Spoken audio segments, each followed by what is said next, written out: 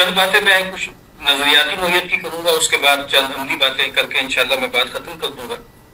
دیکھیے میں فلسفے کے طالب علم ہوں، ہمارے ایک استاد ہیں فلسفے کے، ینگ ہیں اور وہ ایتھیسٹ ہیں۔ انہوں نے کچھ عرصے پہلے ایک فیس بک پہ پوسٹ کی جو مجھے کسی نے بھیجی کہ خدا کا انکار جو ہے وہ کیوں کیا جاتا ہے۔ انہوں نے 3 اس کی وجوہات بیان کی۔ ایک انہوں نے کہا کہ خدا کا انکار ممکن ہے، دوسرا انہوں نے کہا کہ مسئلہ شرط، اور تیسرا انہوں نے کہا کہ خدا کو ماننے والے، یعنی 3 بڑے انہوں نے بتائے کہ یہ اسباب ہیں خدا کے انکار کے۔ تو پہلی چیز بھی بہت اہم ہے، چونکہ یعنی اللہ تعالیٰ نے انسانوں کو جو خلق کیا ہے تو ارادے اور اختیار کی قوت دی ہے، ان کو فری ول دی ہے، اور اس کا تقاضا یہ ہے کہ جو چاہے مانے، جو چاہے انکار کرے۔ اور لا اکراہ فی الدین کا بھی اصل مطلب علماء یہی فرماتے ہیں کہ اس سے مراد تکوینی معاملہ ہے۔ تکوینی طور پہ اللہ تعالیٰ نے لوگوں پر جبر نہیں کیا، اپنے آگے جبرن جھکایا نہیں۔ اور قرآن مجید کہتا ہے کہ وَلَوْ شَاءَ اللَّهُ مَا أَشْرَكُوا، اگر اللہ چاہتا تو یہ شرک نہ کرتے۔ اکبر آبادی کا ایک بڑا خوبصورت شعر ہے، وہ کہتے ہیں کہ وہی انسان، وہی آنکھیں، وہی جینا، وہی مرنا، کہیں اللہ اکبر ہے، کہیں الہاد کا غل ہے۔ تو ایک معاملہ تو یہ ہے کہ یہ تو ہوگا جب آپ جو ہے وہ فری ول دیں گے، کچھ لوگ مانیں گے، کچھ لوگ انکار کریں گے۔ دوسرا سبب جو آپ نے بتایا ہے کہ وہ مسئلہ شر ہے، پرابلم آف ایول۔ فلسفی آف ریلیجن میں ایک بڑا مبحث ہے arguments for the existence of God, تو اس میں کئی بیان کیے جاتے ہیں، اور پھر ایک مبحث ہے arguments for the naan existence of God. اپنے تعین بتاتے ہیں کہ خدا کے عدم وجود کے دلائل کیا ہیں۔ تو پرانے دور سے جو سب سے مضبوط دلیل سمجھی جاتی ہے ان کے ہاں وہ مسئلہ شر ہے، پرابلم آف ایول ہے، problem of pain and suffering ہے۔ اور ہمارے ہاں اس کو ہم ایسے دیکھ سکتے ہیں کہ بہت سے نوجوان یا افراد جو ہوتے ہیں وہ زندگی میں کسی بڑے کرائسس سے گزرتے ہیں اور کوئی بڑا صدمہ ان کو پہنچتا ہے، اور پھر وہ کہتے ہیں کہ جی ہم نے بہت پکارا اس ہستی کو جس کو آپ مانتے ہیں، لیکن کوئی داد رسی نہیں ہوئی اور اس نے کوئی جواب نہیں دیا، معاذ اللہ۔ تو یہ بھی ایک بڑا سبب ہے۔ اور تیسرا جو سبب ہے وہ کہتے ہیں کہ بھائی خدا کو ماننے والے، اس پر میں آگے بھی انشاءاللہ کچھ بات عرض کروں گا۔ باقی جہاں تک تعلق ہے کہ خدا کا انکار اس بڑے سکیل پر پچھلے 100-150 سال میں ہوا ہے، انسانی معلوم تاریخ میں کبھی ایسا نہیں ہوا۔ خدا کا انکار جو ہے وہ آپ سمجھ لیں کہ اس کا جو اسلوب رہا ہے وہ شرک کا رہا ہے، یعنی بہت سے آلیہ کو لوگ مانتے ہیں لیکن خدا کا یہ انکار کہ انسان کسی ہستی کا انکار کرتے اس کائنات سے مابرا جو اس کائنات کو چلا رہی ہے، یہ والی حماقت یا یہ والی سفاہت اتنے بڑے سکیل پر انسانی تاریخ میں کبھی نہیں آئی۔ زبور کا جملہ بہت مشہور ہے کہ the fool says in their heart there is no God۔ بے وقوف آدمی اپنے جی میں یہ کہتا ہے کہ کوئی خدا نہیں۔ تو عام طور پہ یہ کہا جاتا ہے کہ ایج آف ریزن آیا، انلائٹنمنٹ ہوئی، تو اگر آپ غور کریں گے تو بنیادی طور پر یہ ایج آف فولی ہے، یعنی فولشنس کا دور ہے، یہ گویا کوئی عقل کا دور نہیں ہے۔ یعنی اس سے بڑی بے عقلی کوئی نہیں ہے کہ انسان خدا کا انکار کرتے۔ ایک تو خود بھی اپنے آپ کو بھی یہ ثابت کرانا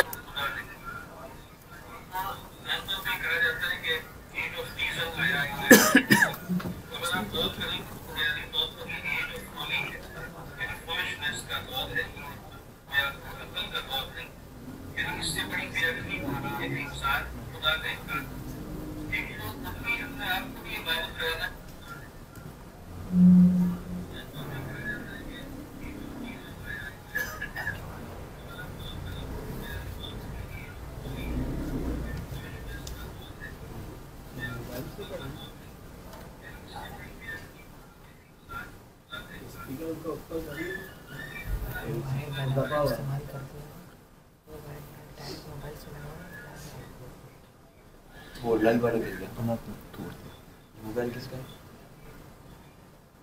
وہاں سے دیکھو اس کی آواز ٹھیک ہے۔ اور مولانا اصل بلوٹوتھ کنیکٹ کی ترتیب بنائی گئی تھی ہمیں، اب آتے ہوتا کہ بلوٹوتھ کنیکٹ نہیں ہو رہا، اگر زوم سے ہم نے کنیکٹ کرنا تھا تو ہو نہیں رہا۔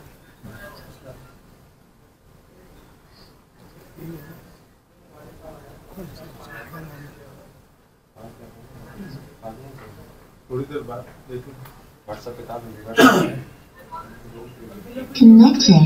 याद बनाया गया खुदा के इनकार की। और कुछ लोग वहाँ पैदा हुए जिसको पॉल रिक्योर, एक वहाँ का फलसफी है, वो कहता है कि मास्टर्स ऑफ सस्पिशन। कुछ लोग थे जिन्होंने तशकीक पैदा कर दी। 3 लोगों का जिक्र करता है, एक मार्क्स है, एक जो है वो फ्राइड है और एक नीट्शे। मार्क्स ने क्या कहा कि मजहब असल में क्या है, मजहब तो असल में इबादत और कुव्वतें हैं, और जो आप समझ लें कि लोगों को एक्सप्लॉइट करती हैं, उन्होंने जो है एक खेल खेला है, असल मसला तो माशी है। नीट्शे ने कहा कि असल चीज़ तो पावर है, और ये कुछ लोगों ने अपना इस्तिबदाद कायम करने के लिए मजहब का एक मास्क ओढ़ रखा है। और फ्राइड ने कहा कि असल चीज़ तो इंसान के अंदर जिनसी मामलात हैं, जब वो उनको दबाया जाता है तो वो सबलाइम हो जाते हैं, वो मजहब और फ़लसफ़ा और तसव्वुफ़ और अदब की शक्ल इख्तियार कर लेते हैं। तो अब गोया हम ये कह सकते हैं कि फिर नेचर को बुनियाद बनाया, पहले उसके आफाकी पहलू को, साइंस को, और फिर उसके बाद उसके अनफुसी पहलू जिसमें सोशल साइंसेज वगैरह आती हैं। और अब जिस दौर में हम रहते हैं, जिसको माबाद जदीद दौर कहा जाता है, इसमें इल्हाद की जो ज़्यादा बुनियादें हैं वो कल्चर में हैं, पहले नेचर की, अब कल्चर में। और इसमें ख़ास तौर पे जो एस्थेटिसाइजेशन ऑफ वर्ल्ड है, दुनिया को जो एक जमालियाती रंग दे दिया गया है और दुनिया की जो चमक दमक है, ये बहुत बड़ा सबब है इल्हाद का। और जैसे हमारे उलमा फरमाते हैं कि भाई एक मसला इंसान का जो है वो शुबहात है और एक शहवात है। तो मौजूदा दौर में चाहे मगरिब हो चाहे हमारा उम्मत मुस्लिमा हो, सबसे बड़ा सबब जो है वो शहवात हैं, शुबहात नहीं है। अकबर का एक शेर है कि हम फ़लसफ़े को कहते हैं इल्हाद का सबब, वो पेट दिखाते हैं कि शैतान यही है। पेट और पेट के साथ जो जेनिटल्स हैं, यानी आप समझ लें बतन व फर्ज, इस वक्त जो इल्हाद का बड़ा जो सोर्स है वो हवा है और वो बतन व फर्ज है, और मतलब कोई इल्मी बातें नहीं है। हमारे यहाँ बहुत कम लोग होंगे, यानी अगर पाकिस्तान के मुल्हिदीन 100 मुल्हिद हैं तो उनमें शायद 3-4 हों जो अक़ली बुनियादों पर या किसी दलील की बुनियाद पर हों। असल में उनको लज्जत चाहिए, हेडोनिस्टिक हैं, वो लज्जत पसंद है, लज्जत परस्त हैं, इस वजह से ये मामला हो रहे हैं। अब मज़ीद क्या है, मतलब मुझे ऐसा लगता है कि इल्हाद के लफ्ज़ को हम बहुत ज़्यादा बोल रहे हैं, बहुत ज़्यादा हम उसको हाईलाइट कर रहे हैं।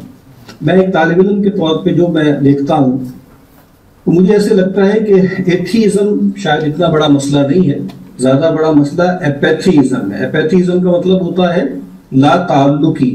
तो खुदा का इनकार इतना नहीं है, खुदा से ला ताल्लुकी है, इनडिफरेंस है। और हु केयर्स, इसको कहा जाता है प्रैक्टिकल एथीज़म। इस वक्त यानी इल्मी और अक़ली इल्हाद बहुत कम है। असल जो इल्हाद है वो अमली इल्हाद है। और एक पुराना थिंकर था, उसका एक जुमला है कि as if God does not exist. तो मगरिब में भी और उम्मत मुस्लिमा में भी, मुसलमान ममालिक में भी ज़िंदगी के ज़्यादातर शोबे ऐसे हैं और ज़िंदगी के ज़्यादातर मामूलात ऐसे हैं जिसमें इससे कोई फ़र्क नहीं पड़ता कि आप खुदा को मानते हैं या नहीं मानते। तो मेरी नाक़िस राय में तो जो एथेइज़म है और फिर सेकुलराइजेशन है, ये ज़्यादा बड़ा मसला है। और जैसे मतलब एक मतलब सेकुलराइजेशन का क्या है कि जो मजहब है वो पब्लिक सफेयर से निकलता जाए, ज़िंदगी फ्रेगमेंटेड होती जाए, नए नए इदारे वजूद में आते जाएं। पहले वो काम सादा मजहब के नीचे होता था, एक सेक्रेड कैनोपी होती थी, एक मजहबी छत्र छाया के तहत होता था। अब उसके लिए अलग अलग इदारे बन चुके हैं। तो अब जैसे मतलब आप देख लीजिए हमारे मुल्क में भी यही हुआ है कि तालीम है, कज़ा है और जनाब माशी मामलात हैं, उनमें से आहिस्ता आहिस्ता मजहब जो है वो मार्जिनलाइज हो गया है। और इसमें हमारे तबके उलमा ने इसको कबूल भी कर लिया, यानी सेकुलराइजेशन को वो एज अ डिफ़ॉल्ट पोजीशन के तौर पे कबूल कर चुके हैं। एक मसला ये है। दूसरा, सेकुलराइजेशन का मतलब होता है कि ज़िंदगियों में से मजहब का और खुदा का निकल जाना। वो भी पूरी दुनिया में भी है, हमारे यहाँ भी है। उसमें मेरी नाक़िस राय में सबसे बड़ा सबब जो है वो साइंस एंड टेक्नोलॉजी है और जदीद तालीम है। और मिसाल के तौर पे सोशल साइंसेज में, यानी सोशल साइंसेज और शरीयत। इस वक्त मसला ये है, ये तो अल्लाह का शुक्र है कि हमारे यहाँ बच्चों में पढ़ने वढ़ने का शौक़ नहीं है, लेकिन जो अच्छे इदारे हैं वहाँ पर अगर बच्चे ढंग से सोशल साइंसेज पढ़ना शुरू कर दें तो उसके बाद फिर दीन मानने का उनके लिए कोई मतलब उसकी ज़रूरत नहीं रहती ना। यानी मगरिब के लोगों ने इतना बड़ा एक कॉम्प्लेक्स बनाया है اور زندگی کے ایک ایک شعبے کی باریک ترین تفصیلات کو خدا اور وحی اور آخرت کے تصور کے بغیر پوری طرح حل کر کے بتا دیا ہے کہ اب خدا کی کوئی گنجائش ہی نہیں. تو اس وجہ سے یہ تو ہمارے یہاں آپ سمجھ لیں غنیمت ہے، لوگ پڑھتے پڑھتے کوئی نہیں ہے، ورنہ کوئی بچہ اگر سنجیدگی سے سوشل سائنسز وغیرہ پڑھنا شروع کر دے تو پھر وہ گویا بس ٹھیک ہے خدا کو ایک تصور اور خیال کے طور پہ رکھے گا، لیکن عملاً گویا وہ گویا کوئی مذہبی زندگی گزارنا اس کے لیے ممکن نہیں رہے گا. اور پھر بہت بڑا سبب جو ہے وہ تعلیمی ادارے ہیں. اکبر الآبادی نے اپنے دور میں اس بات کو سمجھ لیا تھا. اکبر کا ایک شعر ہے کہ ماسٹر کی مشیختیں دیکھو اب تو کالج ہی خانقاہیں ہیں. تو اب کالج خانقاہیں ہیں. حضرت تھانوی نے فرمایا تھا نا ایک جگہ کہ استاد جو ہوتا ہے نا کہ انسان پر جو ہے وہ صحبت کا انسان کے اخلاق و جذبات پر جو ہے وہ اثر آتا ہے، اور کہا کہ خاص کر جب کہ وہ شخص ہم صحبت ایسا ہو کہ مطبوع اور معظم بھی ہو. اور ظاہر ہے کہ استاد سے زیادہ ان خصوصیات کا کون جامع ہوگا. استاد پہلے تو خیر ایک محبت کی چیز ہوتی تھی اور محبت سے لوگ سیکھتے تھے. اب جدید تعلیمی اداروں میں استاد ایک پاور پوزیشن رکھتا ہے، اس کے پاس فیل کرنے کا اختیار ہے، گریڈ اس کے ہاتھ میں ہیں، تو لوگ اس سے پھر متاثر ہوتے ہیں اور پھر اساتذہ ہمارے ہاں یہ سب کرتے ہیں. تو ہم تو سمجھے تھے کہ لائے گی فراغت تعلیم، اور کیا خبر تھی کہ چلا آئے گا الحاق بھی ساتھ. تیسری چیز کیا ہے کہ یہ جو خدا کا انکار جو ہے وہ بہت ممکن ہو گیا ہے. اس کو پلازیبلٹی کہتے ہیں کہ سن 1500 میں کھڑے ہو کر خدا کا انکار کرنا بہت مشکل تھا، آج مغرب میں خدا کا انکار مشکل ہو گیا ہے. اور یہ جو پلازیبلٹی ہے کہ خدا کا انکار بہت ممکن ہو گیا ہے امت مسلمہ کے ہاں بھی، اس کا ایک بڑا سبب سوشل میڈیا ہے. سوشل میڈیا نے لوگوں کو غارت کر کے رکھ دیا ہے. وہاں پہ کمیونٹیز ہیں وہاں ان کو، اور پھر یعنی الحاد کا ایک بڑا سبب مسلمانوں کے ہاں وہ خاندان کی ٹوٹ پھوٹ ہے کہ ماں باپ کے پاس وقت نہیں ہے، باپ کے پاس وقت نہیں ہے دینے کے لیے، وہ مکالمہ نہیں کرتا، گفتگو نہیں کرتا. اور پھر وہ ساری جو وینٹنگ ہوتی ہے وہ سوشل میڈیا پہ کچھ کمیونٹیز بنی ہوئی ہیں وہاں سے ہوتی ہے. پھر ہمارے ہاں پاکستان میں چند باتیں میں عرض کروں گا کہ اس کا کیا سبب بنا. ایک سبب جو ہے جیسے آپ کو پتا ہے کہ نیو ایتھیزم جو ویسٹ میں آیا ہے وہ بھی 9/11 کے بعد آیا، اور اس کے سبب جو تھے وہ پولیٹیکل تھے، اور مطلب یہ ملیٹنسی جو ہے پیدا ہوتی ہے، مذہب جو ہے وہ مار دھاڑ سکھاتا ہے. ہمارے یہاں یہ ہوا 9/11 کے بعد افغانستان پہ حملہ ہوا، TTP وغیرہ آئی، اور اس موقع پر مطلب میں آپ سے عرض کرتا ہوں کہ ہزاروں نوجوان ملحد ہو گئے. یعنی وہاں جس طریقے سے مار دھاڑ کی گئی، جیسی جو ہے درندگی کا ثبوت دیا گیا بنام مذہب، اور جیسی تکفیریت کا بازار گرم کیا گیا. ہم اس وقت بھی اپنے دوستوں سے، ہمارے علماء میں سے تھے، مفتیان میں سے تھے، ان سے کہتے رہتے تھے کہ بھائی کھل کے بات کر لیں، کھل کے اس کا رد کر لیں، لیکن نہیں کیا گیا. اور سب سے زیادہ مضبوط رد آنا چاہیے تھا اہل دیوبند کے ہاں سے، لیکن انہوں نے ایک خاموشی اختیار کی. بعد میں جب ریاست نے ووٹ ڈالا، دباؤ ڈالا، تو مساق پاکستان کر دیا، لیکن بعد وہ وقت نکل گیا. یعنی وہ جو نقصان ہونا تھا وہ ہو گیا. اس موقع پر جیسی گول سے اور جیسی طاقت سے اس سب سے اعلان لا تعلقی کی جانی چاہیے تھی، نہیں کی گئی. پھر ایک اور بڑا سبب کیا، میں چونکہ یہی طبقہ علماء ہے، علماء کی بیٹھک ہے، ہم طالب علم یہاں پر یہ باتیں کر سکتے ہیں.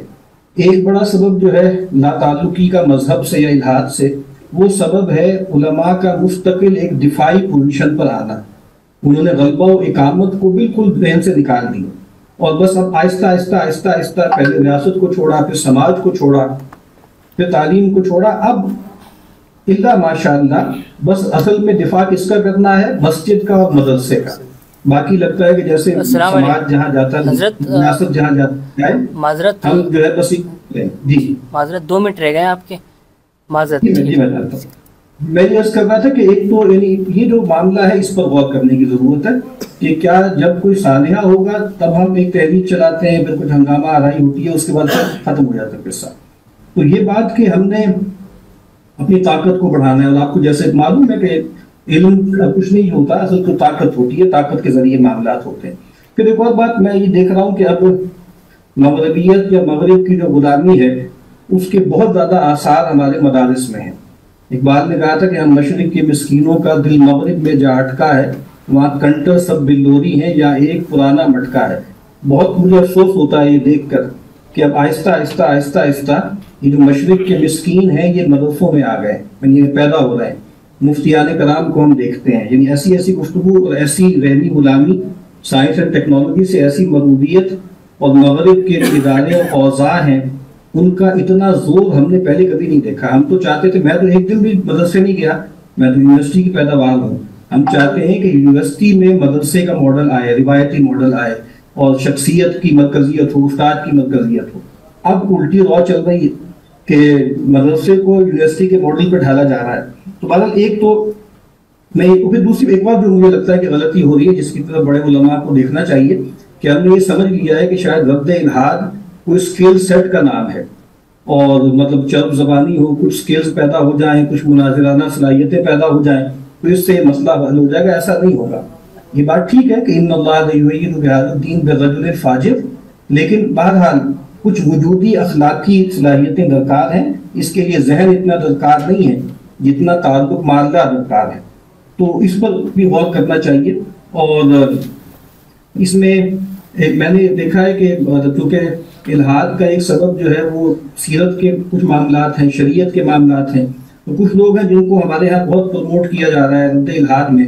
تو ان کی کچھ گفتگویں میں نے سنی ہے, تو ہم یہ دیکھتے ہیں کہ وہ چونکہ دین جانتے ہی نہیں, دین کا علم بھی نہیں ہے, کچھ اسکل سیکھنی ہے انہوں نے, کچھ سائنس وغیرہ یا کچھ انگریزی کی اصطلاحات سیکھنی ہیں, تو وہ جب رد کر رہے ہوتے ہیں بہت سی چیزوں کا, تو کئی جگہوں پہ غامدی صاحب سے مدد لے لیتے ہیں, کہیں کوئی پرویز کی زبان بول رہے ہوتے ہیں. تو اس پر بھی نگاہ رکھنے کی ضرورت ہے کہ کہیں ایسا نہ ہو نا کہ الحاد کا رد کرتے کرتے وہ دین ہی کی عمارت کو ڈھا دیں.